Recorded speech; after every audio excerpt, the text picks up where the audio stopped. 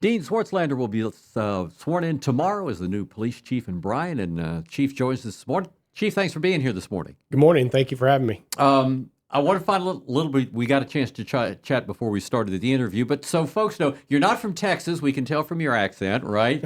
So where are you from, really, originally? Originally, I grew up in southern Illinois.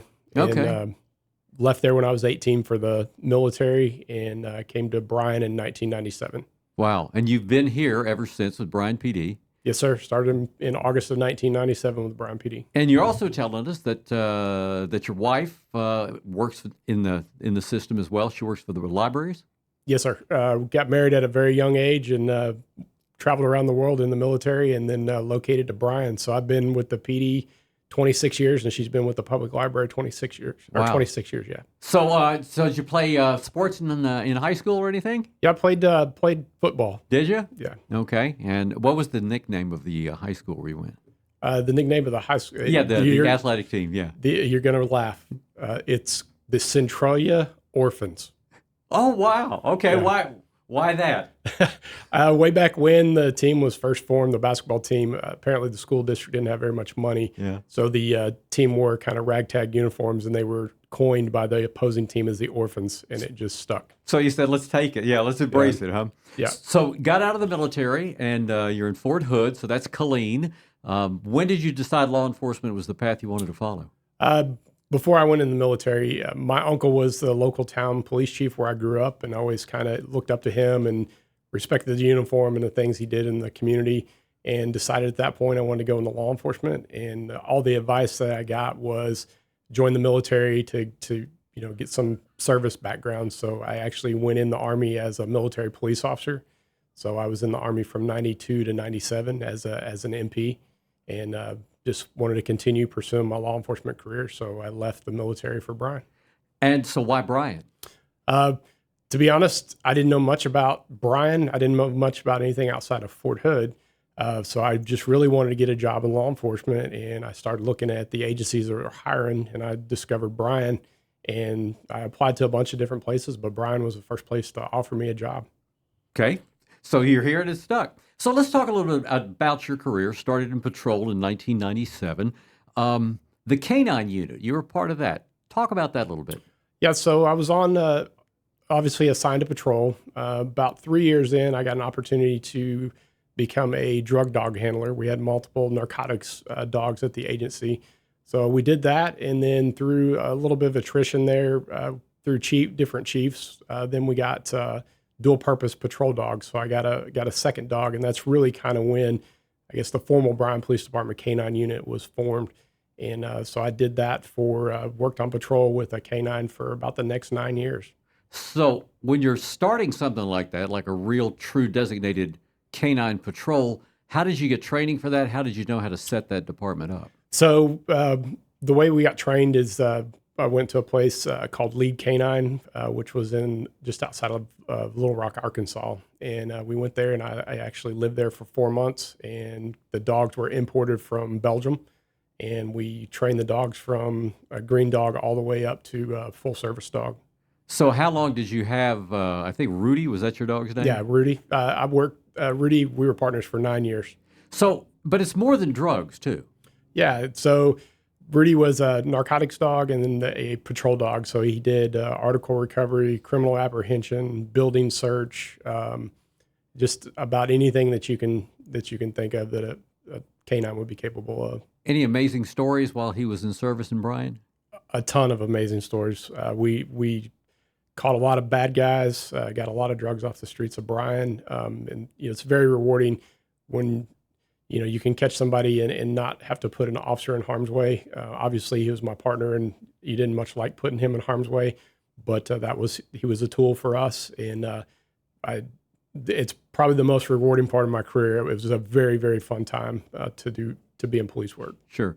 Dean Swartzlander, he's the new chief of the city of Bryan. He's for the Bryan Police Department. He's here today. Then he went into recruiting and training, and clearly recruiting and holding on to people is really important now. Tell us about that part of your career. Yeah, so I promoted to patrol supervisor, and then I was approached by the command staff and asked if I would be interested in going into the recruiting and training unit. I hadn't really thought about it, but from coming from the military and the type of training that I got there and the training that we were doing at the police department, it seemed like it needed to be changed. And I saw it as an opportunity to impact the agency. So I took the job, went in and changed the training from this kind of stagnant stuff that we were doing to more scenario based, getting officers more engaged in what they were doing and getting more repetition. So I went in there and just kind of flipped the training on its head, and we haven't looked back since. Well, and let's talk about what that looks like in 2024, because certainly there have to be different aspects of it now that that didn't exist then. Yeah. So as I promoted from sergeant to lieutenant, I kind of stayed with the training recruiting unit because of the things that I had done with that unit. Obviously, bringing in great people, great trainers. We have a really excellent staff of guys. What it looks like now is we've formed our own police academy in 2018. So we used to go to a regional academy. Now we have our own. We've ran that academy for 7 years, and we have a first-time 100% success rate passing the licensing exam. Wow. So very successful. How big are the classes usually? Typically, we're somewhere around 10 students, 10 to 12 students, depending on the vacancies that we have to fill. Is that pretty unusual for a department this size to have its own academy? I think in this area, I think across the state, maybe not. You're starting to see more agencies migrate that way because if you go to a regional academy, they're getting the basics of the police academy, but they really don't know your agency policies and procedures. Whereas having your own academy, you are instilling that knowledge in them throughout the academy. Right. So then also you spent time in support services. Kind of explain to me what support services means. Yeah, so when I promoted to assistant chief, we had just 2 assistant chiefs, and Chief Buskey decided to expand the department and add a 3rd chief to spread out that workload. So support services has most of the civilian employees of the department. So the records department, our intake walk-in report division, property and evidence section. So again, most of the civilian employees, and then I still retained training and recruiting under me as well at that point. So let's talk about the numbers that we're talking about in the Bryan Police Department now. What's your number of sworn officers now? Number of sworn officers, we have 158 sworn. How many vacancies do you have? Currently, we have 7, but we also have 10 in the police academy currently that graduate next Friday. So tell me about the turnover and maybe the reasons, if you can. Yeah, I would say, over the years, kind of the ebb and the flow that we've seen is between 7 to 10 officers annually move out, whether most of the time it's retirement. And, sometimes people just don't want to do law enforcement anymore. The thing that we've always prided ourselves with is when somebody leaves the agency, they're never mad at the Bryan Police Department. They've chose to do something else or retire out of law enforcement. So that's pretty much the ebb and the flows, about 7 to 10 officers annually. Any proposal for additional officers to be added? So the city council, city manager is extremely supportive of keeping us maximum staffing. Part of it is sometimes we fall short of getting the needed officers in the door just because of how difficult it is to recruit. But they've always been supportive and let us do overhires if we have qualified applicants and stuff to make sure that we have our force at maximum level. Certainly, even though you've been in the operation for 27 years, there might be some things that you would like to look at, tweak, change.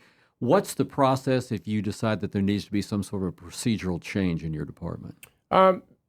Really, if everybody's a little fearful right now. New leader, but even though they know me, everybody fears change. Nothing significant because I've been involved in building the department to where it is. So there are some things that I want to tweak and change. And most recently, I guess one of the ones is the promotional process that we use. We've kind of done a written test and an oral board for years, where a lot of agencies now use an assessment center that has multiple dimensions in it.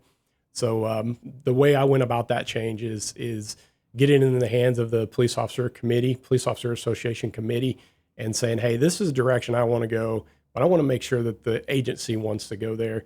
And we agreed that that's what we want to do. And actually tomorrow I have a meeting with the Civil Service Commission to propose that change. Is there anything that legislatively the Texas government needs to do to protect officers on the job more than's being done? No, I don't think legislatively we need anything else there, we're starting to see the pendulum swing back after, the incidents across the country from, Michael Ferguson to the George Floyd and the riots and things like that. And, where there was a real negative connotation towards law enforcement, and that pendulum is swinging back as it always does. If you're in this profession long enough, you've seen it go this way. We have great men and women at the Bryan Police Department. We've got some young, motivated, inspiring minds that's exciting to me to see the young people come in, and still people want to come into this profession, and we have to have that for our community. The problem of property crime, nonviolent crime, new ways to address that in your view? So we've always done a fairly good job of addressing property crime and nonviolent crime. And most people probably just think, they see the cars driving around and then there's no driven purpose about what we're doing.